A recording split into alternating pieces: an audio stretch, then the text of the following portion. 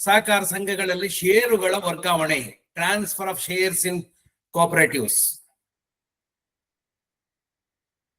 ಈ ವಿಷಯವನ್ನು ಪ್ರಸ್ತಾವನೆ ಮಾಡ್ತಾ ಇದ್ದೀನಿ. ಎಂದಿನಂತೆ ಪ್ರಾರ್ಥನಾ ಗೀತೆಯೊಂದಿಗೆ ಶುರು ಮಾಡೋಣ. ಓಂ ಅಸತೋ ಮಾ ಸದ್ಗಮಯ ತಮಸೋ ಮಾ ಜ್ಯೋತಿರ್ಗಮಯ ಮೃತ್ಯೋರ್ಮಾ ಅಮೃತಂ ಗಮಯ. ಓಂ ಸ್ವಸ್ತಿ.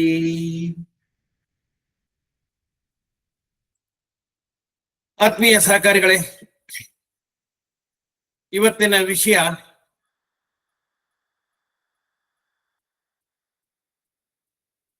ಸಹಕಾರ ಸಂಘಗಳಲ್ಲಿ ಷೇರುಗಳ ವರ್ಗಾವಣೆ.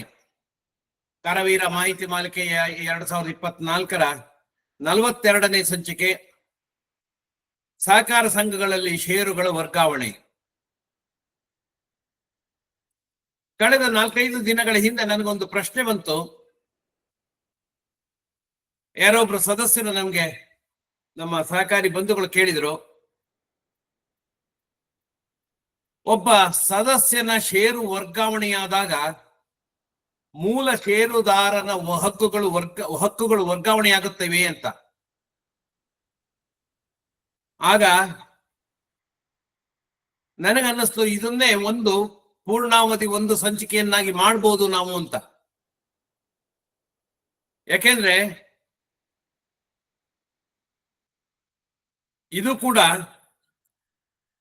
ಅನೇಕರಿಗೆ ಬಂದಿರುವಂತ ಒಂದು ಸಣ್ಣ ಪ್ರಶ್ನೆ ಇರಬಹುದು, ಉತ್ತರ ಮಾತ್ರ ಅತಿ ದೊಡ್ಡದಾಗಿರ್ತದೆ. ಇಲ್ಲಿ ಷೇರುದಾರ ಅಂದ್ರೆ ಯಾರು, ಹಕ್ಕುಗಳು ಅಂದ್ರೆ ಏನು, ವರ್ಗಾವಣೆ, ಈ ಮೂರನ್ನು ನಾವು ಎಳೆ ಎಳೆಯಾಗಿ ಬಿಡಿಸಿದಾಗ ನಮಗೆ ಎಷ್ಟೊಂದು ಸಣ್ಣ ಸಣ್ಣ ಅಂಶಗಳು ಹೊರಗೆ ಬರುತ್ತೆ ಅನ್ನೋದು ಇವತ್ತಿನ ವಿಷಯದಲ್ಲಿ ನಿಮ್ ಗಮನಕ್ಕೆ ತರಲಿಕ್ಕೆ ಇಷ್ಟಪಡ್ತೇನೆ. ಹಾಗಾಗಿ ಇವತ್ತಿನ ಅವಧಿಯಲ್ಲಿ ಏನಿದೆ ಅಂದ್ರೆ, ಮೊದಲನೇದಾಗಿ ಷೇರುದಾರ ಸದಸ್ಯರು ಅಂದ್ರೆ ಯಾರು, ನೆಕ್ಸ್ಟ್ ಸಾಮಾನ್ಯ ಸದಸ್ಯನ ಹಕ್ಕುಗಳೇನು, ನೆಕ್ಸ್ಟ್ ಸಹ ಸದಸ್ಯನ ಹಕ್ಕುಗಳೇನು, ನೆಕ್ಸ್ಟ್ ವರ್ಗಾವಣೆ ಅಂದ್ರೆ ಏನು, ವರ್ಗಾವಣೆಯಾಗುವ ಹಕ್ಕುಗಳು ಯಾವುದು, ವರ್ಗಾವಣೆಯಾಗದ ಹಕ್ಕುಗಳು ಯಾವುದು, ಇದಿಷ್ಟನ್ನು ಇವತ್ತಿನ ಅವಧಿಯಲ್ಲಿ ನೋಡೋಣ. ಷೇರುದಾರ ಸದಸ್ಯರಲ್ಲಿ ಷೇರುದಾರರು ಬೇರೆ, ಸದಸ್ಯರು ಬೇರೆ. ಅಂದ್ರೆ ಸದಸ್ಯರಲ್ಲಿ ಷೇರುದಾರರು ಇರ್ತಾರೆ, ಷೇರುದಾರರಲ್ಲದವರು ಇರ್ತಾರೆ. ಎಲ್ಲ ಸದಸ್ಯರು ಷೇರುದಾರರಲ್ಲ, ಆದರೆ ಎಲ್ಲ ಷೇರುದಾರರು ಸದಸ್ಯರಾಗಿರತಕ್ಕದ್ದು.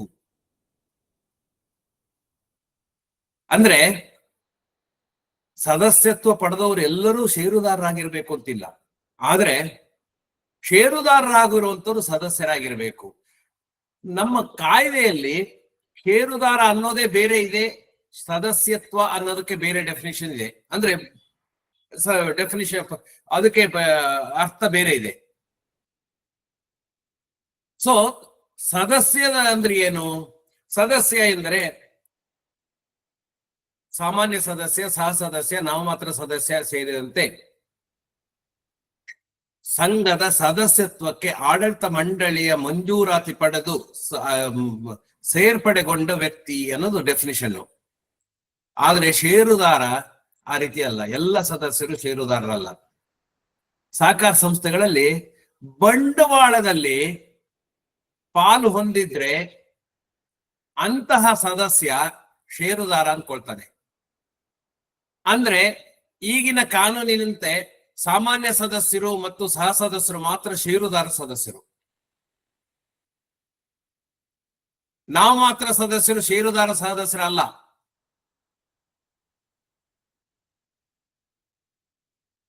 ಯಾಕೆಂದ್ರೆ ಅವರು ಷೇರಿಗೆ ಬೆಲೆ ಕೊಟ್ಟಿರೋದಿಲ್ಲ, ಒಂದು ಷೇರನ್ನು ಹೊಂದಿರೋದಿಲ್ಲ. ಅವರು ಮೊದಲೇ ಹೇಳಿದ ಹಾಗೆ ಕೇವಲ ನಾಮಮಾತ್ರ ಸದಸ್ಯರು, ಅವರು ಪಾಲು ಬಂಡವಾಳದ ಷೇರುದಾರರಲ್ಲ. ಹಾಗಾಗಿ ಸಾಮಾನ್ಯ ಸದಸ್ಯರು ಸಾಮಾನ್ಯ ಸದಸ್ಯ ಮತ್ತು ಸಹ ಸದಸ್ಯರು ಮಾತ್ರ ಷೇರುದಾರ ಸದಸ್ಯರಾಗಿರ್ತಾರೆ. ಆದ್ರೆ ನಾವು ಮಾತ್ರ ಸದಸ್ಯರು ಷೇರುದಾರ ಸದಸ್ಯರಲ್ಲ. ಈ ಕಾರಣದಿಂದಾಗಿ ಅವರಿಗೆ ಯಾವುದೇ ಹಕ್ಕುಗಳಿರೋದಿಲ್ಲ. ನಾವು ಮಾತ್ರ ಸದಸ್ಯರಿಗೆ ಯಾವ ಹಕ್ಕುಗಳು ಇರೋದಿಲ್ಲ.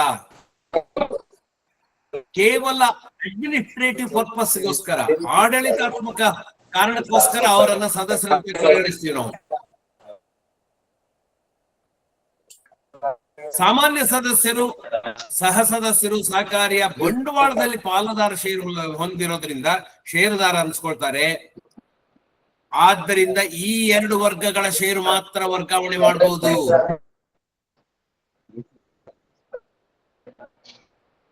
ಅಲ್ಲಿ ಯಾರೋ ಮಾತಾಡ್ತಾ ಇದ್ದೀರಿ, ದಯವಿಟ್ಟು ಮ್ಯೂಟ್ ಮಾಡ್ಕೊಳ್ಳಿ. ಭರತ್, ಅಲ್ಲಿ ಯಾರೋ ಮಾತಾಡ್ತಾ ಇದ್ದಾರೆ, ಅವ್ರನ್ನ ಮ್ಯೂಟ್ ಮಾಡಿ ದಯವಿಟ್ಟು.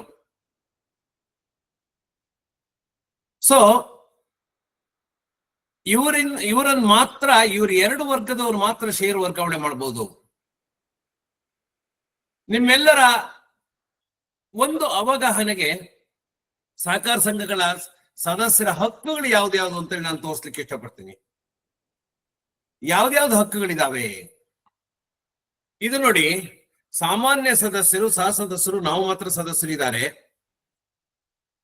ಸಾಮಾನ್ಯ ಸದಸ್ಯರು, ನಾನು 100 ರೂಪಾಯಿ ಷೇರು ಅಂತ ಅನ್ಕೊಂಡು ಭಾವಿಸಿ ನಾನು ಅದನ್ನ ಪ್ರಸ್ತುತ ಪಡಿಸ್ತಾ ಇದ್ದೀನಿ. ಅವರು ಸಾಮಾನ್ಯ ಸದಸ್ಯರು ಷೇರು ಹಣ 100 ರೂಪಾಯಿ ಕೊಟ್ಟಿರ್ತಾರೆ. ಸಹ ಸದಸ್ಯರು ಷೇರು ಹಣ 100 ರೂಪಾಯಿ ಕೊಟ್ಟಿರ್ತಾರೆ. ನಾವು ಮಾತ್ರ ಸದಸ್ಯರು ಷೇರು ಹಣವನ್ನ ಪಾವತಿ ಮಾಡೋದಿಲ್ಲ.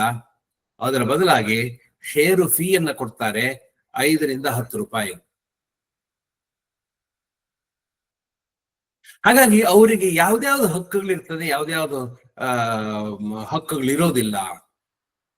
ಸಾಮಾನ್ಯ ಸದಸ್ಯರಿಗೆ ನೋಡಿ, ಸಾಲ ಪಡೆಯುವ ಅಥವಾ ಜಾಮೀನು ನೀಡುವ ಅರ್ಹತೆ ಇರ್ತದೆ, ಠೇವಣಿ ಇಡುವ ಅರ್ಹತೆ ಇರ್ತದೆ, ಡಿವಿಡೆಂಡ್ ಪಡೆಯುವ ಹಕ್ಕು, ಷೇರು ಹಣ ಮರುಪಾವತಿ ಪಡೆಯುವ ಹಕ್ಕು, ಷೇರು ಪತ್ರ ಪಡೆಯುವ ಹಕ್ಕು, ಸಾಮಾನ್ಯ ಸಭೆಗೆ ಹಾಜರಾಗುವ ಹಕ್ಕು, ಲೆಕ್ಕಪತ್ರಗಳ ವಿವರಗಳನ್ನು ಪಡೆಯುವ ಹಕ್ಕು, ಚುನಾವಣೆಗೆ ಸ್ಪರ್ಧಿಸುವ ಹಕ್ಕು, ಮತ ಚಲಾಯಿಸುವ ಹಕ್ಕು, ಹಾಗೆ ಗುರುತಿನ ಚೀಟಿ ಪಡೆಯುವ ಹಕ್ಕು. ಇದಿಷ್ಟು ಸಾಮಾನ್ಯ ಸದಸ್ಯರಿಗೆ ಇರ್ತದೆ. ಯಾಕೆಂದ್ರೆ ಅವರು ಪೂರ್ಣಾವಧಿ ಷೇರುದಾರರು, ಅವರು ನಮ್ಮ ಮಾಲೀಕರು.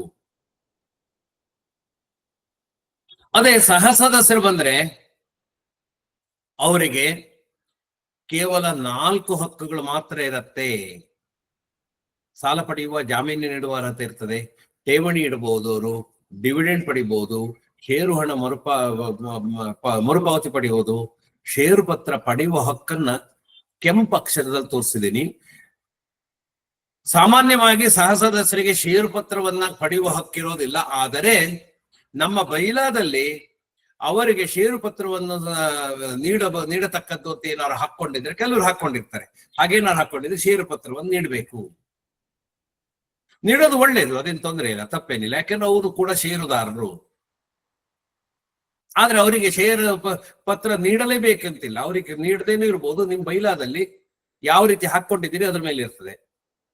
ಹಾಗಂತ ಮುಂದಿನ ಹಕ್ಕುಗಳು ಯಾವ್ದಾರು ಇರ್ತದೆಯಾ? ಸಾಮಾನ್ಯ ಸಭೆಗೆ ಹಾಜರಾಗುವ ಹಕ್ಕು, ಲೆಕ್ಕಪತ್ರಗಳ ವಿವರ ಪಡೆಯುವ ಹಕ್ಕು, ಇದು ಯಾವುದೂ ಇರೋದಿಲ್ಲ. ಇನ್ನು ನಾವು ಮಾತ್ರ ಸದಸ್ಯತ್ವಕ್ಕೆ ಬಂದ್ರೆ ಅವರಿಗೆ ಈ 10 ಹಕ್ಕುಗಳಲ್ಲಿ ಯಾವುದೂ ಇಲ್ಲ. ಸಾಲ ಪಡೆಯುವ, ಜಾಮೀನು ನೀಡುವ ಅರ್ಹತೆ ಇಲ್ಲ, ಠೇವಣಿ ಇಡುವ ಅರ್ಹತೆ ಇಲ್ಲ, ಅವರು ಠೇವಣಿ ತಗೊಳಂಗಿಲ್ಲ, ಅವರಿಂದ ಡಿವಿಡೆಂಡ್ ಪಡೆಯುವ ಹಕ್ಕಿಲ್ಲ, ಯಾವುದೇ ಹಕ್ಕಿಲ್ಲ. ಇಲ್ಲಿ ನಿಮಗೆ ಒಂದು ಪ್ರಶ್ನೆ ಬರ್ಬೋದು, ಅನೇಕ ಸಹಕಾರ ಸಂಘಗಳಲ್ಲಿ ನಿಮ್ಮಲ್ಲಿ ಅವ್ರಿಗೆ ಸಾಲ ನೀಡ್ತಾನೆ ಬಂದ್ಬಿಟ್ಟಿದೀವಿ ಸರ್. ಇಲ್ಲಿ ಅವರಿಗೆ ಸಾಲ ನೀಡಬಹುದು, ನೀಡಬಾರ್ದು ಅಂತ ಎಲ್ಲಿದೆ ಸರ್? ನಾವು ಮಾತ್ರ ಸದಸ್ಯರಿಗೆ ಸಾಲ ನೀಡಬಾರ್ದು ಅಂತ ಎಲ್ಲೂ ಇಲ್ವಲ್ಲ ಸರ್. ಖಂಡಿತ ಸಾಮಾನ್ಯ ಸದಸ್ಯರಿಗೆ ಸಾಲ ನೀಡತಕ್ಕದ್ದು ಅಂತನೂ ಇಲ್ಲ,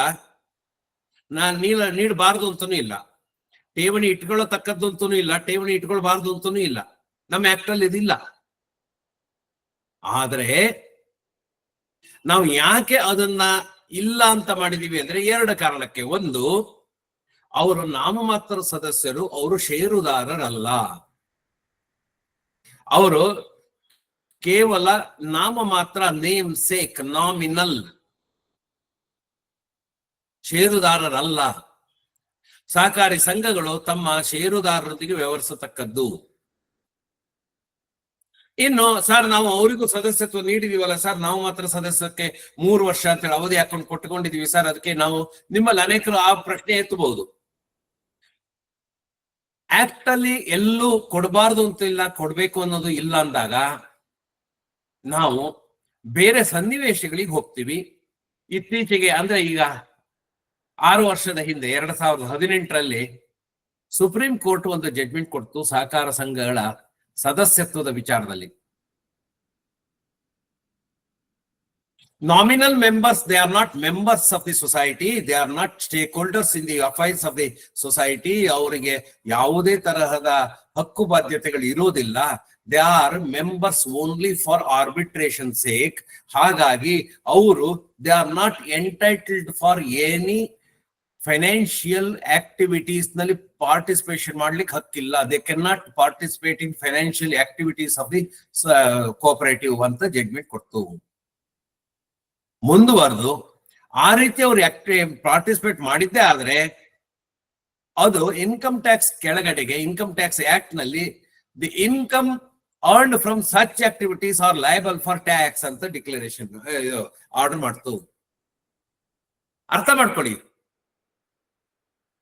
ನಾವು ಮಾತ್ರ ಸದಸ್ಯರೊಂದಿಗೆ ಆರ್ಥಿಕ ವ್ಯವಹಾರವನ್ನು ಮಾಡುವಂತಿಲ್ಲ ಅನ್ನೋದು ಸುಪ್ರೀಂ ಕೋರ್ಟಿನ ಆದೇಶದ ಒಂದು ತಾತ್ಪರ್ಯ. ಈಗ ನಿಮ್ಮಲ್ಲಿ ಕೆಲವರಿಗೆ ಅನ್ಸ್ಬೋದು, ಸರ್ ಹಿಂಗೆ ಅವ್ರಿಗೆ ಯಾವುದೇ ಹಕ್ಕಿಲ್ಲ ಅಂದ್ರೆ ಅವ್ರು ಯಾಕೆ ಬೇಕು ನಮಗೆ ಅಲ್ವಾ? ಖಂಡಿತ ಅವ್ರಿಗೆ ಏನು ಹಕ್ಕಿಲ್ಲ ಅಂದ್ರೆ ಯಾಕೆ ಬೇಕು ನಮಗೆ? ಏನಂದ್ರೆ ನಮ್ಮಲ್ಲಿ ಸದಸ್ಯತ್ವಕ್ಕೆ ಅರ್ಹತೆ ಇದ್ದರೂ ಕೂಡ ಕೆಲವರನ್ನ ಸದಸ್ಯರನ್ನಾಗಿ ಮಾಡ್ಕೊಳ್ಳಿಕ್ಕೆ ನಮ್ಮಲ್ಲಿ ಅನುಕೂಲಗಳಿಲ್ಲ. ಸದಸ್ಯತ್ವಕ್ಕೆ ಬೇರೆ ರೀತಿಯಲ್ಲಿ ಅರ್ಹತೆ ಇದೆ, ಆದರೆ ಕಾನೂನು ನಮ್ಮ ಸಹಕಾರಿ ಕಾಯ್ದೆ ಅವರನ್ನ ಸದಸ್ಯರನ್ನ ಮಾಡಿಕೊಳ್ಳುವಂತಿಲ್ಲ ಅಂತ ಹೇಳತ್ತೆ. ಯಾರ್ಯಾರು ನಮ್ಮಲ್ಲಿ ನೌಕರಿ ಅಥವಾ ವೇತನ ಪಡೆಯುವ ಉದ್ಯೋಗಿಯಾಗಿದ್ದರೆ, ಅವನು 18 ವರ್ಷ ಮೀರಿದ ವ್ಯಕ್ತಿ, ನಮ್ಮ ಕಾರ್ಯಪ್ರದೇಶದ ನಿವಾಸಿಯಾಗಿದ್ದರೂ ಕೂಡ ನಮ್ಮಲ್ಲಿ ವೇತನ ಪಡೆಯುವ ವ್ಯಕ್ತಿಯನ್ನ ನೀವು ಸಾಮಾನ್ಯ ಸದಸ್ಯರನ್ನಾಗಿ ಮಾಡಿಕೊಳ್ಳುವಂತಿಲ್ಲ. ಯಾಕೆಂದ್ರೆ ಅವರು ವೋಟಿಂಗ್ ರೈಟ್ ಕೊಡುವಂತಿಲ್ಲ, ಅವರಿಗೆ ಅವರು ಮಾಲೀಕರಾಗುವಂತಿಲ್ಲ. ಸಾಮಾನ್ಯ ಸದಸ್ಯರು ಅಂದ್ರೆ ಅರ್ಥ ಏನು? ಮಾಲೀಕರವರು. They can take decision, they can participate in the general body and they can take decision. ಆದ್ರೆ ನಾವು ಮಾತ್ರ ಸದಸ್ಯರಿಗೆ ಆ ಸವಲತ್ತನ್ನು ನೀಡೋ ಬರೋದಿಲ್ಲ.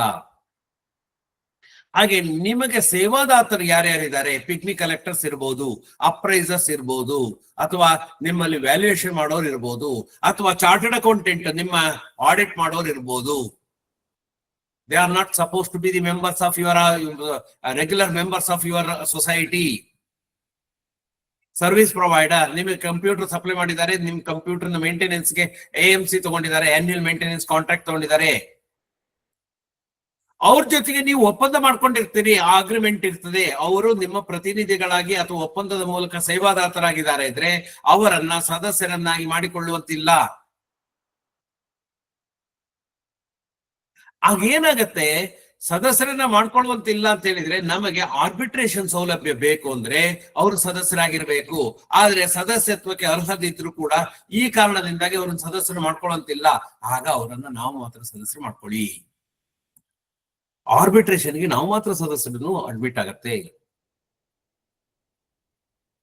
ಆ ಕಾರಣದಿಂದಾಗಿ ನಿಮಗೆ ಸರ್ವಿಸ್ ಪ್ರೊವೈಡರ್ಸ್ ಯಾರ್ಯಾರು ಇದ್ದಾರೆ, ಪಿಗ್ಮಿ ಏಜೆಂಟ್ಸ್ ಇರ್ಬೋದು, ಅಥವಾ ಅಪ್ರೈಸರ್ ಇರ್ಬೋದು, ಲೀಗಲ್ ಸರ್ವಿಸಸ್ ಕೊಡ್ತಾ ಇರ್ಬೋದು, ಚಾರ್ಟರ್ಡ್ ಅಕೌಂಟೆಂಟ್ ಇರ್ಬೋದು, AMC ತಗೊಂಡವ್ರು ಇರ್ಬೋದು, ನಿಮಗೆ ಯಾರು ಅಂದ್ರೆ ಸಹಕಾರಿಗೆ ಯಾರು ಸರ್ವಿಸ್ ಕೊಡ್ತಾ ಇದ್ದಾರೋ ಅವರನ್ನ ನಾವು ಮಾತ್ರ ಸದಸ್ಯರು ಮಾಡ್ಕೊಳ್ಳಿ, ಅವರನ್ನ ರೆಗ್ಯುಲರ್ ಮೆಂಬರ್ಸ್ ಮಾಡುವಂತಿಲ್ಲ. ಇವನ್ ನಮ್ಮ ಇನ್ಸ್ಟಿಟ್ಯೂಟ್ ಕೂಡ ನಮ್ಗೆ ಹೇಳುತ್ತೆ, CAಗಳು ನೀವು you are not suppose to audit the cooperative where you are a member. ಹಾಗಾಗಿ ಇದಿಷ್ಟಕ್ಕೂ ನಮಗೆ ಮತ್ತೆ ಎರಡನೇದು ಸಹ ಸದಸ್ಯರು ಮಾಡ್ಕೊಳ್ಬಹುದಾ? ಖಂಡಿತ ಸಹ ಸದಸ್ಯರು ಮಾಡ್ಕೊಳ್ಬಹುದು. ನಾವು ಮಾತ್ರ ಸದಸ್ಯರು ಮಾಡ್ಕೊಳ್ಳುವಂತಿಲ್ಲ ಅಂತ ಹೇಳಿದ್ರೆ ಸಹ ಸದಸ್ಯರು ಮಾಡ್ಕೊಳ್ಬಾರ್ದ? ಮಾಡ್ಕೊಳ್ಬಹುದು. ಅವರೆಲ್ಲರನ್ನು ನೀವು ಸಹ ಸದಸ್ಯರು ಮಾಡ್ಕೊಳ್ಬಹುದು. ಆದ್ರೆ ಸಹ ಸದಸ್ಯತ್ವನ್ನ ನಾನು ಅದಕ್ಕೋಸ್ಕರ ರೆಡ್ ಇದರಲ್ಲಿ ತೋರಿಸಿದ್ದೀನಿ. ಸಹ ಸದಸ್ಯತ್ವಕ್ಕೆ ಆಕ್ಟ್ ಒಂದು ಸೀಲಿಂಗ್ ಹಾಕಿದೆ. ಒಂದು ಮಿತಿ, ಒಂದು ಚೌಕಟ್ಟನ್ನು ಹಾಕಿದೆ. ಏನ್ ಹಾಕಿದೆ? ಸಹಸದಸ್ಯರ ಸಂಖ್ಯೆ ಸಾಮಾನ್ಯ ಸದಸ್ಯರ ಒಟ್ಟು ಸದಸ್ಯರ 15%ಗಿಂತ ಜಾಸ್ತಿ ಆಗೋಂಗಿಲ್ಲ. ಅಲ್ಲಿ ಸದಸ್ಯ ಅಂದ್ರೆ ಸಾಮಾನ್ಯ ಸದಸ್ಯ. ಸಾಮಾನ್ಯ ಸದಸ್ಯರ 15%ಗಿಂತ ಜಾಸ್ತಿ ಸಹ ಸದಸ್ಯರು ಇರುವಂತಿಲ್ಲ. ನಮ್ಮಲ್ಲಿ ಎಷ್ಟೋ ಕೋಪರೇಟಿವ್ ಸೊಸೈಟಿ ನೋಡ್ತೀವಿ, ಸಾಮಾನ್ಯ ಸದಸ್ಯರು 150, ಸಹ ಸದಸ್ಯರು 200, ನಾವು ಮಾತ್ರ ಸದಸ್ಯರು 3250. ತಪ್ಪು. ಕಾಯ್ದೆ ಒಪ್ಪೋದಿಲ್ಲ. ಕಾಯ್ದೆ ಆಶೆ ಆತರ ಅಲ್ಲ.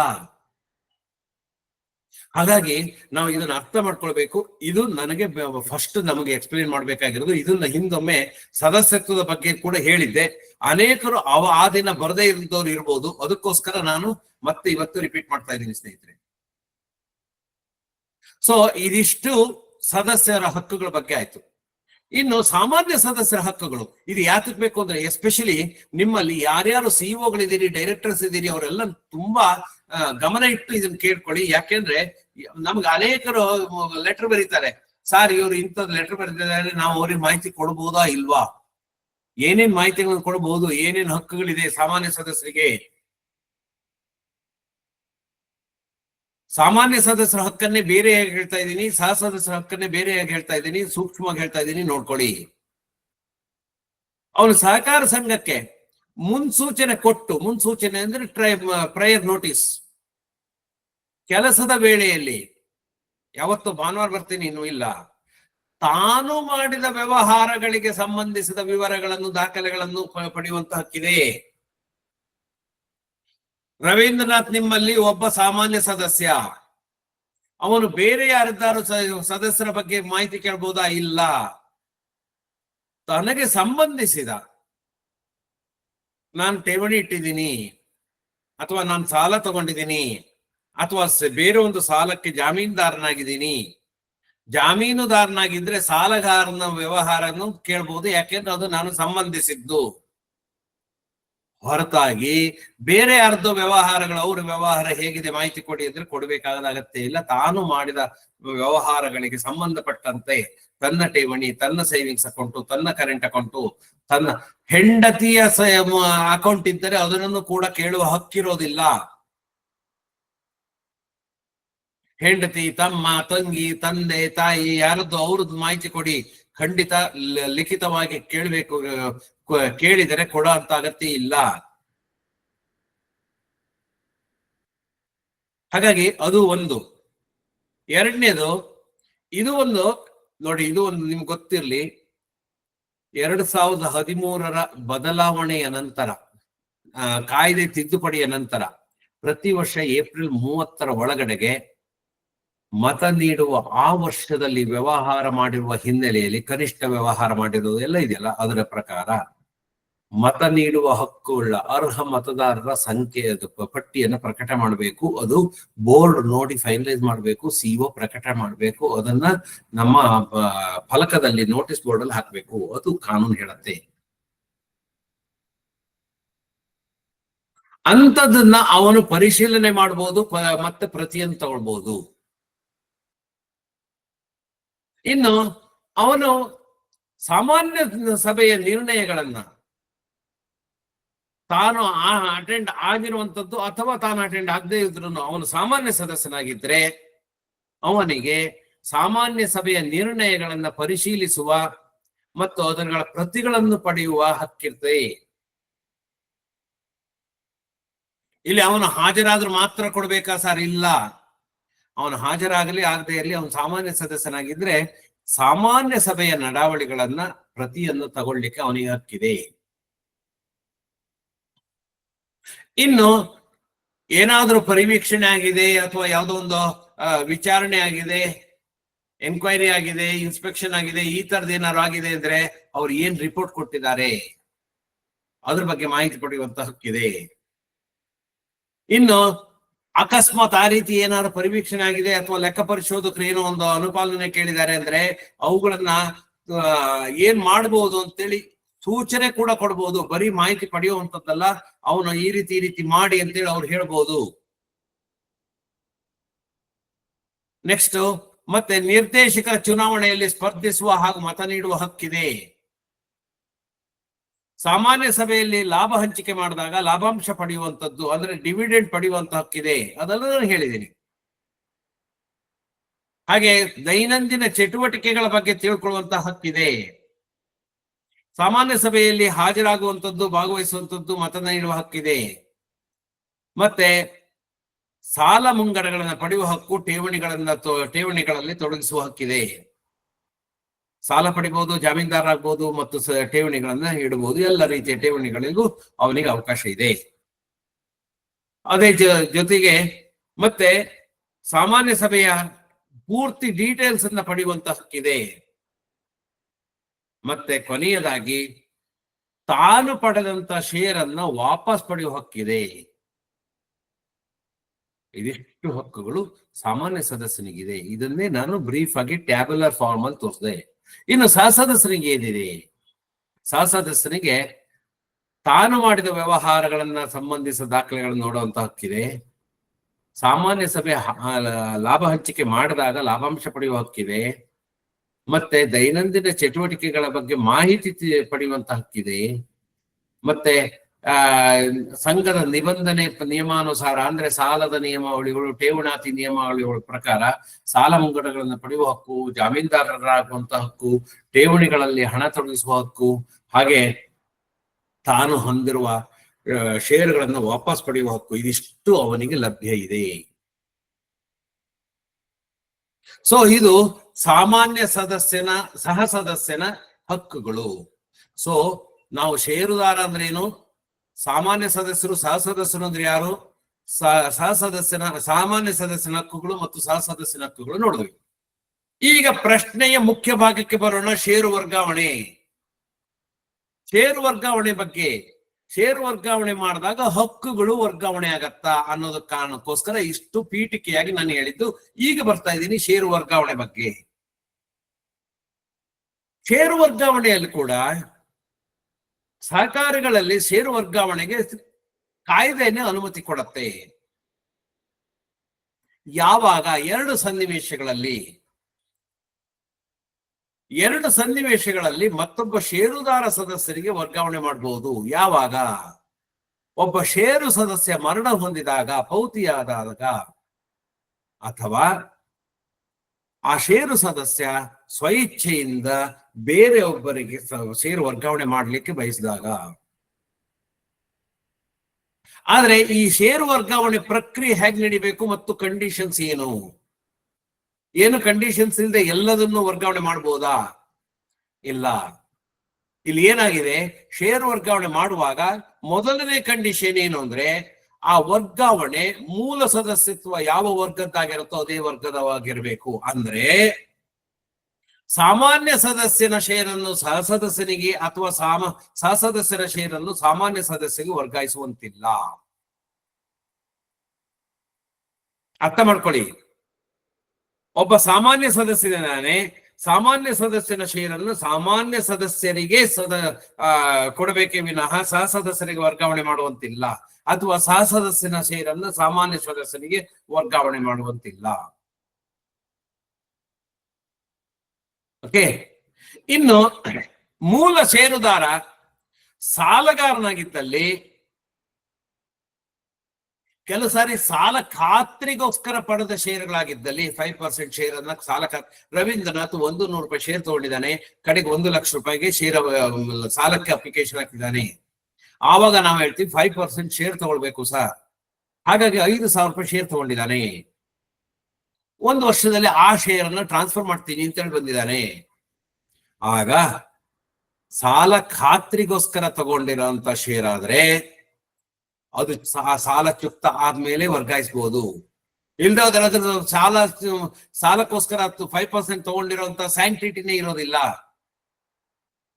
ಇಲ್ಲಿ ನಿಮ್ಮಲ್ಲಿ ಕೆಲವರು ಹೇಳ್ಬೋದು, ಸರ್ 1 ಲಕ್ಷ ತಗೊಂಡಿದ್ದೆ, ಆವಾಗ 5,000 ರೂಪಾಯಿ ಇಟ್ಟಿದ್ದೆ, ಈಗ 50,000 ರೂಪಾಯಿ ತೀರ್ಸಿದೀನಿ, ಹಾಗಾಗಿ 2,500 ರೂಪಾಯಿ ಸಾಕು, ಹಾಗಾಗಿ 2,500 ರೂಪಾಯಿ ವರ್ಗಾವಣೆ ಮಾಡ್ತೀವಿ. ಬರೋದಿಲ್ಲ. ಅರ್ಥ ಮಾಡ್ಕೊಳ್ಳಿ ನಮ್ಗೆ.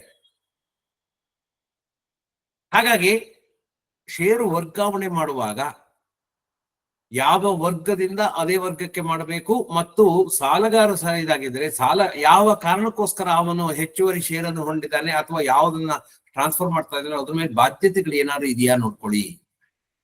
ಬಾಧ್ಯತೆಗಳು ಏನೂ ಇಲ್ಲ, ಹಾಗಾದ್ರೆ ನೀವು ಟ್ರಾನ್ಸ್ಫರ್ ಮಾಡ್ಬೋದು. ಈ ಷೇರು ವರ್ಗಾವಣೆ ಯಾವತ್ತಾಗತ್ತೆ? ಷೇರು ವರ್ಗಾವಣೆ ಮರಣ ಹೊಂದಿದಾಗ ಆಗತ್ತೆ. ಓಕೆ, ಆದ್ರೆ ಷೇರು ಮರಣ ಹೊಂದಿದಾಗ ಏನ್ ಪ್ರಕ್ರಿಯೆ ಇರಬೇಕು? ನಿಯಮಾನುಸಾರ ಮೃತ ಸದಸ್ಯನ ಷೇರು ಅವನು ನೇಮಿಸಿದ ನಾಮಿನಿಗೆ ಅಥವಾ ವಾರಸುದಾರರಿಗೆ ಷೇರು ವರ್ಗಾವಣೆಗೊಳ್ಳುತ್ತೆ. ಅಂದ್ರೆ ಮರಣ ಹೊಂದಿದಾಗ ಯಾರಿಗೆ ವರ್ಗಾವಣೆ ಆಗ್ಬೇಕು? Nominee first. ನಾಮಿನಿ ಇಲ್ಲ, ಆವಾಗ ವಾರಸುದಾರರಿಗೆ ಷೇರು ವರ್ಗಾವಣೆ ಆಗತ್ತೆ. ಇನ್ನು ತನ್ನ ಸ್ವಇಚ್ಛೆಯಿಂದ ಷೇರು ವರ್ಗಾವಣೆ ಮಾಡಿದ್ರೆ, ಸ್ವಇಚ್ಛೆಯಿಂದ ಷೇರು ವರ್ಗಾವಣೆ ಮಾಡುವಾಗ ಮರಣದಿಂದ ಷೇರು ವರ್ಗಾವಣೆ ಮಾಡಿದಾಗ ಇರುವಂತ ಕಂಡೀಷನ್ ಬೇರೆ, ಇಲ್ಲೇ ಬೇರೆ. ನೋಡಿ, ಅರ್ಥ ಮಾಡ್ಕೊಳ್ಳಿ. ಷೇರು ಸದಸ್ಯ ಯಾರಿದ್ದಾನೆ ಅವನು ಸದಸ್ಯನಾಗಿ 1 ವರ್ಷ ಕಳೆದ ನಂತರ ಮಾತ್ರ ಟ್ರಾನ್ಸ್ಫರ್ ಮಾಡಬಹುದು. ಅದು ಈಗಾಗಲೇ ಸದಸ್ಯನಾಗಿರುವಂತಹ ವ್ಯಕ್ತಿಗೆ ಆಡಳಿತ ಮಂಡಳಿ ಅನುಮೋದನೆಯೊಂದಿಗೆ ತಾನು ಹೊಂದಿದ ಷೇರನ್ನು ವರ್ಗಾವಣೆ ಮಾಡಬಹುದು. ಯಾವುದೇ ವ್ಯಕ್ತಿ ತನ್ನ ಷೇರನ್ನ 1 ವರ್ಷದ ಒಳಗೆ ವರ್ಗಾಯಿಸುವಂತಿಲ್ಲ. ಮರಣ ಹೊಂದಿದಾಗ ಈ ಕಂಡೀಷನ್ ಅಪ್ಲೈ ಆಗೋದಿಲ್ಲ ಸಾಹೇಬ್ರೆ. ಅವನು ರವೀಂದ್ರನಾಥ್ ತಗೊಂಡು 3 ತಿಂಗಳಿಗೆ ಮರಣ ಹೊಂದಿದ, ಅವನ ಷೇರನ್ನ ನಾಮಿನಿಗೆ ವರ್ಗಾಯಿಸತಕ್ಕದ್ದು. ಯಾಕೆಂದ್ರೆ ಮರಣ ಹೊಂದಿದಾಗ ಸಿಚುವೇಶನ್ ಬೇರೆ ಆಗತ್ತೆ. ಆದರೆ ರವೀಂದ್ರನಾಥ್ ಇದ್ದಾಗಲೇ ತನ್ನಲ್ಲಿರುವಂತಹ ಕೆಲವೊಂದು ಷೇರುಗಳನ್ನು ವರ್ಗಾವಣೆ ಮಾಡ್ಲಿಕ್ಕೆ ಹಾಕಿದ್ದಾನೆ. 1 ವರ್ಷ ಆಗಿದೆಯಾ?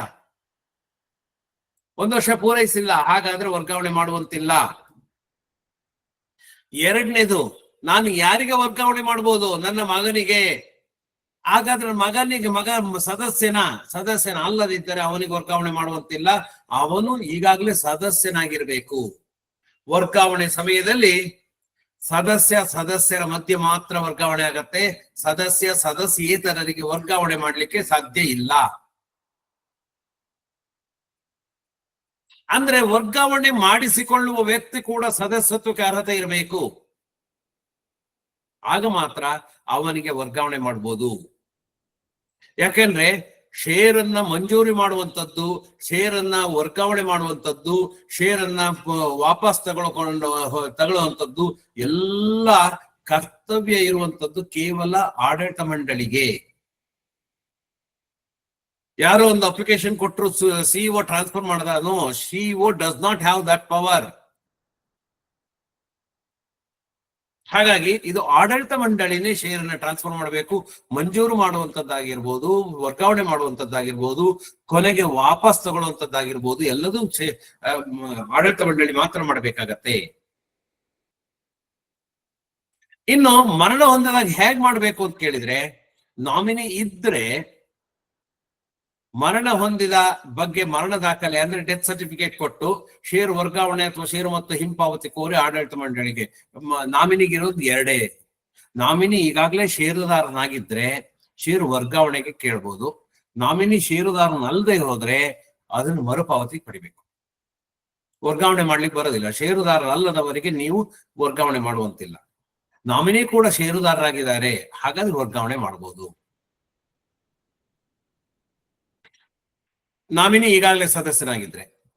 ಒಂದೊಮ್ಮೆ ನಾಮಿನಿ ಸದಸ್ಯರಾಗದೇ ಇದ್ರೆ ಅವನು ಸದಸ್ಯತ್ವಕ್ಕೆ ಅರ್ಹನಿದ್ದಾನೆ, ಅವನು ವ್ಯಾಪ್ತಿ ಪ್ರದೇಶದ ನಿವಾಸಿಯಾಗಿದ್ದಾನೆ, 18 ವರ್ಷ ಆಗಿದೆ. ಆಗ ಅವನನ್ನ ಮೊದಲು ಸದಸ್ಯನನ್ನ ಮಾಡ್ಕೊಂಡು ಆ ನಂತರ ಮೃತ ಸದಸ್ಯರ ಷೇರನ್ನು ವರ್ಗಾವಣೆ ಮಾಡತಕ್ಕದ್ದು ನಾಮಿನಿಗೆ ಇರುವಂತದ್ದು. ಇನ್ನು ನಾಮಿನಿ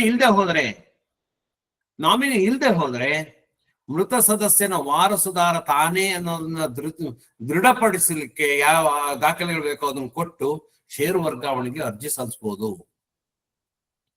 ಯಾರು? ವಾರಸುದಾರ. ಆದ್ರೆ ವಾರಸುದಾರ ಈಗಾಗಲೇ ಸದಸ್ಯರಾಗಿದ್ದಲ್ಲಿ ಅವನ ಷೇರನ್ನು ಅವನಿಗೆ ವರ್ಗಾವಣೆ ಮಾಡಬಹುದು. ವಾರಸುದಾರ ಸದಸ್ಯರಾಗಿರದಿದ್ದಲ್ಲಿ ಮತ್ತು ಅವನ ಸದಸ್ಯತ್ವಕ್ಕೆ ಅರ್ಹನಿದ್ದರೆ ಅವನನ್ನ ಆ ಸದಸ್ಯ ಯಾವ ಕ್ಲಾಸಿನ ಸದಸ್ಯನ, ಸಾಮಾನ್ಯ ಅಥವಾ ಸಹ ಸದಸ್ಯರು, ಆ ವರ್ಗದ ಸದಸ್ಯರ ಮಾಡಿಕೊಂಡು ವರ್ಗಾವಣೆ ಮಾಡಬೇಕು. ಇನ್ನು ನಮಗೆ ಒಂದು ಪ್ರಶ್ನೆ ಬರುತ್ತೆ, ಸರ್ ನಾಮಿನಿ ಅಥವಾ ಅಪ್ರಾಯಸ್ಥರು ಇದ್ರೆ, ನಾಮಿನಿ ಅಥವಾ ವಾರಸುದಾರ ಅಪ್ರಾಯಸ್ಥರಿದ್ರೆ, ಇದನ್ನು ಅರ್ಥ ಮಾಡ್ಕೊಳ್ಳಿ. ನಾಮಿನಿ ಅಥವಾ ವಾರಸುದಾರ ಪ್ರಾಯಸ್ಥನಾದಾಗ ಅವನ ಖಾತೆಗೆ ವರ್ಗಾವಣೆ ಮಾಡುವ ಷರತ್ತಿನೊಂದಿಗೆ ಕಂಡೀಷನಲ್ ಟ್ರಾನ್ಸ್ಫರ್ ಅವನ ನಾಮಿನಿಯ ವಾರಸುದಾರನ ಪೋಷಕರ ಖಾತೆಗೆ ವರ್ಗಾಯಿಸ್ತಕ್ಕದ್ದು. ಇಲ್ಲಿ ಮತ್ತೆ ಸೇಮ್ ಪ್ರಶ್ನೆ ಬರುತ್ತೆ, ಪೋಷಕರು ಸದಸ್ಯರಾಗಿರದಿದ್ದಲ್ಲಿ ಟ್ರಾನ್ಸ್ಫರ್ ಮಾಡ್ಲಿಕ್ಕೆ ಬರೋದಿಲ್ಲ. ಅವರ ಪೋಷಕರಲ್ಲಿ ಯಾರಾದರೂ ಒಬ್ಬರು ನಿಮ್ಮಲ್ಲಿ ಮೆಂಬರ್ ಆಗಿದ್ದರೆ ಟ್ರಾನ್ಸ್ಫರ್ ಮಾಡಬಹುದು. ಪೋಷಕರಲ್ಲಿ ಮೆಂಬರ್ ಇಲ್ಲ ಅಂತ ಹೇಳಿದ್ರೆ ಅವರನ್ನು ಮೆಂಬರ್ ಮಾಡ್ಕೊಳ್ಳಿಕ್ಕೆ ಅನುಕೂಲ ಇದ್ರೆ ಮಾಡ್ಕೊಳ್ಬಹುದು, ಇಲ್ಲದಿದ್ದಲ್ಲಿ ವರ್ಗಾವಣೆ ಮಾಡುವಂತಿಲ್ಲ, ವಾಪಸ್ ಕೊಡಬೇಕು.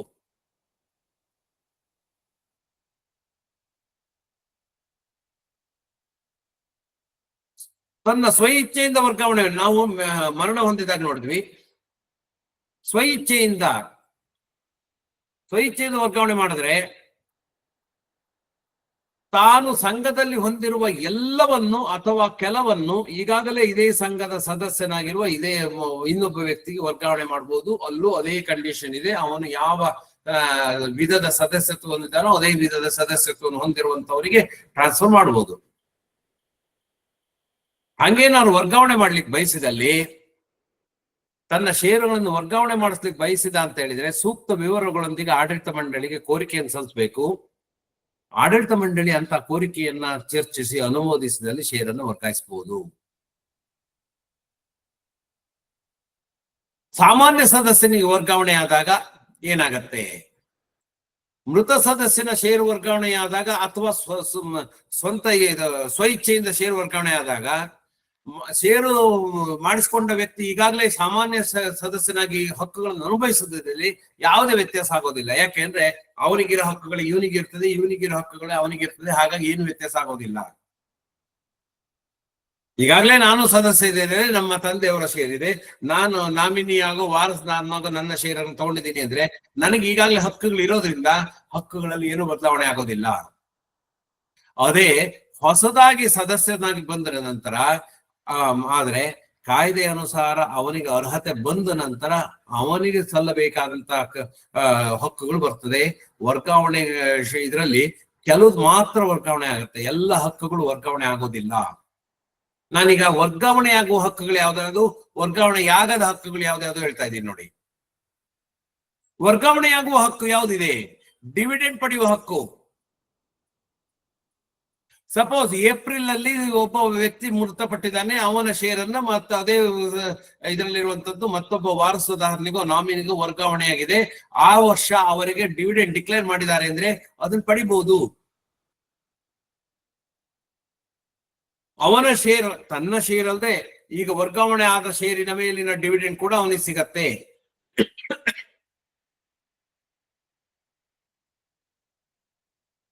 ಷೇರನ್ನು ಹಿಂಪಡೆಯುವ ಹಕ್ಕು ಅದು ಕೂಡ ವರ್ಗಾವಣೆ ಆಗತ್ತೆ.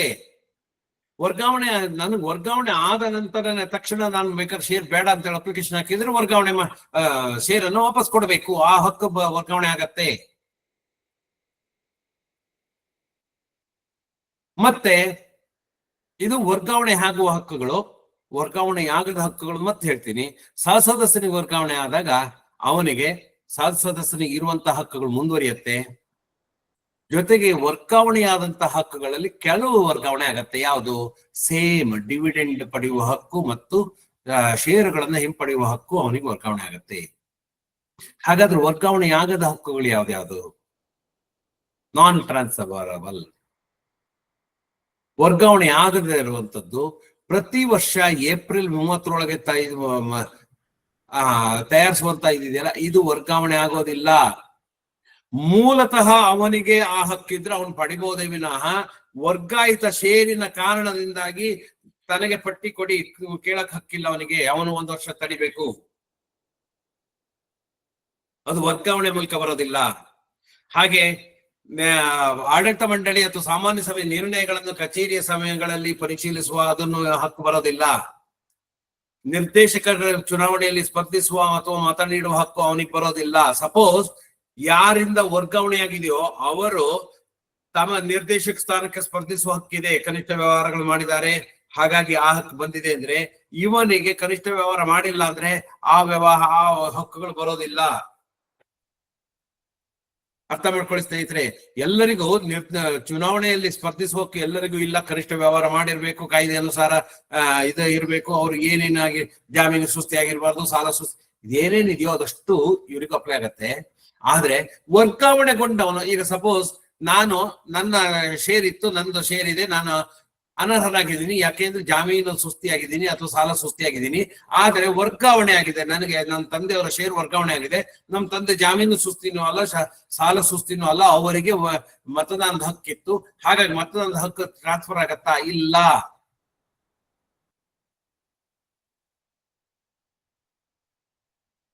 ಹಾಗೆ ಲೆಕ್ಕ ಪರಿಶೋಧನಾ ವರದಿಗಳನ್ನು ಪಡೆಯುವಂತದ್ದು ಇದು ಯಾವುದಿದೆಯೋ ಇದು ನನಗೆ ಮೂಲತಃ ನನಗೆ ಹಕ್ಕಿದ್ರು ಮಾತ್ರ. 1 ವರ್ಷ ಆಗಿಲ್ಲ, ಆಗ್ಲೇ ನಾನು ಮೆಂಬರ್ ಆಗಿ ನಾನು ಇದನ್ನ ತಗೊಂಡೆ, ವರ್ಗಾವಣೆ ಮಾಡಿಸ್ಕೊಂಡೆ, 1 ವರ್ಷ ಕಾದ ನಂತರನೇ ನನಗೆ ಈ ಹಕ್ಕು ಬರುತ್ತೆ.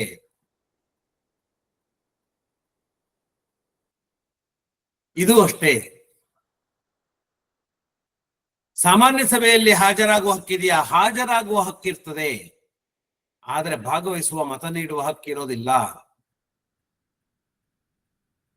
ಅಂದ್ರೆ ಈ ಹಕ್ಕುಗಳು ವರ್ಗಾವಣೆ ಕಾರಣದಿಂದಾಗಿ ವರ್ಗಾವಣೆ ಆಗೋದಿಲ್ಲ. ಅಂದ್ರೆ ವರ್ಗಾವಣೆ ಕಾರಣದಿಂದಾಗಿ ನನಗೂ ಈ ಹಕ್ಕುಗಳು ದತ್ತವಾಗತ್ತಾ? ನೋ. ಅದ್ರ ಬದಲು ಕಾಯ್ದೆ ನಿಯಮಾನುಸಾರ ನಾನು ಆ ಅರ್ಹತೆಗಳನ್ನು ತಗೊಂಡ್ರೆ, ನನಗೆ 1 ವರ್ಷ ಆಗಿದೆ, ನನಗೆ ಜಾಮೀನು ಸುಸ್ತಿ ಅಲ್ಲ, ಸಾಲ ಸುಸ್ತಿ ಅಲ್ಲ, ಬೇರೆ ಕನಿಷ್ಠ ವ್ಯವಹಾರಗಳು ಮಾಡಿದೀನಿ, ಆಗ ನನಗೆ ಇದೆಷ್ಟು ಹಕ್ಕುಗಳು ಬರುತ್ತೆ. ಹಕ್ಕುಗಳು ಬರೋದಿಲ್ಲ ಅಂತಲ್ಲ, ವರ್ಗಾವಣೆ ಆಗೋದಿಲ್ಲ, ಹಕ್ಕುಗಳು ವರ್ಗಾವಣೆ ಆಗೋದಿಲ್ಲ.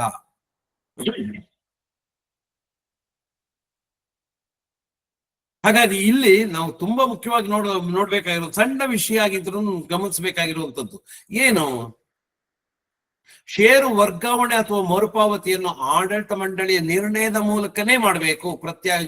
ಇದನ್ನ ವರ್ಗಾವಣೆಯನ್ನ ಅಥವಾ ನಾಮಿನಿಗೆ ಷೇರನ್ನ ಕೊಡುವಂತದ್ದು ಅಥವಾ ನಾಮಿನಿಗೆ ದುಡ್ಡು ಕೊಡುವಂತದ್ದು ಏನೇ ಇರಲಿ, ವರ್ಗಾವಣೆ ಆಗಿರ್ಲಿ ಅಥವಾ ಕ್ಲೋಸರ್ ಆಗಿರ್ಲಿ, ಆಡಳಿತ ಮಂಡಳಿ ತೀರ್ಮಾನ ಬೇಕು. ಸಿಇಒಗೆ ಅದನ್ನ ಹಕ್ಕನ್ನ ಪ್ರತ್ಯಾಯೋಜನೆ ಡೆಲಿಗೇಟ್ ಮಾಡ್ಲಿಕ್ಕೆ ಬರೋದಿಲ್ಲ. ಎರಡನೇದು, ಭಾಗಶಃ ಷೇರನ್ನ ವರ್ಗಾವಣೆ ಮಾಡುವಂತಿಲ್ಲ. ಅಂದ್ರೆ ಶೇರ್ ವರ್ಗಾವಣೆ ಭಾಗಶಃ, ನಂದು 1,000 ರೂಪಾಯಿ ಮುಖಬೆಲೆಯ 5 ಷೇರುಗಳಿದಾವೆ, ಅದರಲ್ಲಿ 2.5 ಶೇರ್ ಅನ್ನ ಟ್ರಾನ್ಸ್ಫರ್ ಮಾಡ್ತೀನಿ. ಒಂದು 3 ಮಾಡ್ಬೇಕು, ಇಲ್ಲ 2 ಮಾಡ್ಬೇಕು. ಪೂರ್ಣ ಪಾವತಿಯಾದ ಕನಿಷ್ಠ 1 ಷೇರು ಅಥವಾ 1ಕ್ಕಿಂತ ಹೆಚ್ಚು ಷೇರು. ಭಾಗಶಃ 1 ಷೇರಿನ, ಈಗ ನಾನು ಅದೇ ಹೇಳಿದ್ನಲ್ಲ, ನಂದು 5,000 ರೂಪಾಯಿ ಶೇರ್ ಇದೆ ಅಂದ್ರೆ 1,000 ರೂಪಾಯಿ ಮುಖಬೆಲೆ 5 ಷೇರುಗಳಿದಾವೆ, ನಾನು 2.5 ಶೇರನ್ನ ಟ್ರಾನ್ಸ್ಫರ್ ಮಾಡ್ತೀನಿ. ವರೆ ಇಲ್ಲ, 2 ಮಾಡ್ಬೋದು, 3 ಮಾಡ್ಬೋದು, 4 ಮಾಡ್ಬೋದು, ಅಥವಾ 5 ಮಾಡ್ಬೋದು. ಮತ್ತೆ ಯಾರೇ ವರ್ಗಾವಣೆಗೆ ಅಪ್ಲಿಕೇಶನ್ ಕೊಟ್ರೆ ಮೂಲ ಷೇರುದಾರನ ಬಾಧ್ಯತೆಗಳು ಏನಾದ್ರು ಇದೆಯಾ, ಅವನು ಯಾರಿಗಾರು ಜಾಮೀನ್ದಾರನಾಗಿದ್ದಾನ, ಅವನ್ ಸಾಲ ಸುಸ್ತಿಯಾಗಿದೆಯಾ, ಅಥವಾ ಇನ್ನೇನಾದ್ರು ಬಾಧ್ಯತೆ ಇದೆಯಾ ಒಂದು, ಅದ್ ನೋಡ್ಕೊಂಡು ನಂತರ ಷೇರು ವರ್ಗಾವಣೆ ಮಾಡಬೇಕು. ಆಡಳಿತ ಮಂಡಳಿ ಏನಾದ್ರು ವರ್ಗಾವಣೆ ಮಾಡಿದ ನಂತರ ಕ್ಲೈಮ್ ಮಾಡ್ಲಿಕ್ಕೆ ಹೋಗ್ತೀವಿ ಅಂದ್ರೆ ತಪ್ಪಾಗ್ಬಿಡತ್ತೆ. ಮತ್ತೆ ವಾರಸುದಾರನ ಅಲ್ಲದಂತಹ ನಾಮಿನಿಗಳಲ್ಲಿ ವಾರಸುದಾರ ಆಗಿರ್ಲೇಬೇಕು ಅಂತಿಲ್ಲ. ವಾರಸುದಾರನಲ್ಲದ ನಾಮಿನಿಗೆ ಷೇರು ವರ್ಗಾವಣೆ ಆದ್ರೆ ಮೂಲ ಷೇರುದಾರನ ಯಾವುದೇ ಬಾಧ್ಯತೆಗಳು ವರ್ಗಾವಣೆ ಆಗೋದಿಲ್ಲ. ಅರ್ಥ ಮಾಡ್ಕೊಳ್ಳಿ. ಒಂದು ಸನ್ನಿವೇಶ ತಗೊಳ್ಳೋಣ, ರವೀಂದ್ರನಾಥ್ ನಮ್ಮ ಷೇರುದಾರನಾಗಿದ್ದಾನೆ, ಅವನು ಮರಣ ಹೊಂದಿದ್ದಾನೆ, ಆದರೆ ರವೀಂದ್ರನಾಥ್ ಸಾಲ ತಗೊಂಡಿದ್ದಾನೆ. ಸಾಲ ತಗೊಂಡ ಸದಸ್ಯನ ನಾಮಿನೇಷನ್ ಮಾಡಿದ್ದೀನಿ, ನಾನು ನನ್ನ ಮಗನ ಹೆಸರಿಗೆ ನಾಮಿನೇಷನ್ ಮಾಡಿದ್ದೀನಿ. ಆಗ ನಾಮಿನಿಗೆ ಷೇರು ವರ್ಗಾವಣೆ ಆಗತ್ತೆ. ಆದರೆ ವಾರಸುದಾರರ ಕರ್ತವ್ಯಗಳು ಏನಿದೆ ಅದು ವಾರಸುದಾರ ಮಾಡಬೇಕು. ನಾಮಿನಿ ಸಾಲ ತೀರಿಸುವಂತ ಜವಾಬ್ದಾರಿನ ಆಗೋದಿಲ್ಲ. ಸ್ಟ್ರೇಂಜ್ ಅನ್ಸುತ್ತೆ, ಆದ್ರೂ ಅದು. ಮತ್ತೆ ಇಲ್ಲಿ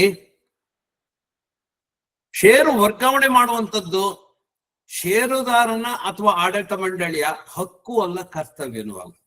ಇದು ತುಂಬಾ ಮುಖ್ಯವಾದಂತ ಒಂದು ಉತ್ತರ. ಯಾವುದೇ ಷೇರುದಾರ, ನಾನು ಕೇಳ್ತೀನಿ, ನಾನು ರವೀಂದ್ರನಾಥ್, ನನ್ನ ಹತ್ರ ಶೇರ್ ಇದೆ, 10 ಶೇರ್ ಇದೆ, ನನ್ನಲ್ಲಿ 5 ಶೇರನ್ನ ನನ್ನ ಹೆಂಡತಿಗೆ, ಅವಳು ಕೂಡ ಮೆಂಬರ್ ಆಗಿದ್ದಾಳೆ, ಅವಳ ಹೆಸರಿಗೆ ಟ್ರಾನ್ಸ್ಫರ್ ಮಾಡ್ತೀನಿ, ನನ್ನ ಮಗನಿಗೆ ನಾನು ಟ್ರಾನ್ಸ್ಫರ್ ಮಾಡ್ತೀನಿ, ಕೋರಿಕೆಯನ್ನ ಸಲ್ಲಿಸಬಹುದೇ ವಿನಃ ಅದನ್ನ ಒಪ್ಪಲೇಬೇಕಾದಂತಹ ಯಾವುದೇ ಕರ್ತವ್ಯನು ಆಡಳಿತ ಮಂಡಳಿಗಿಲ್ಲ.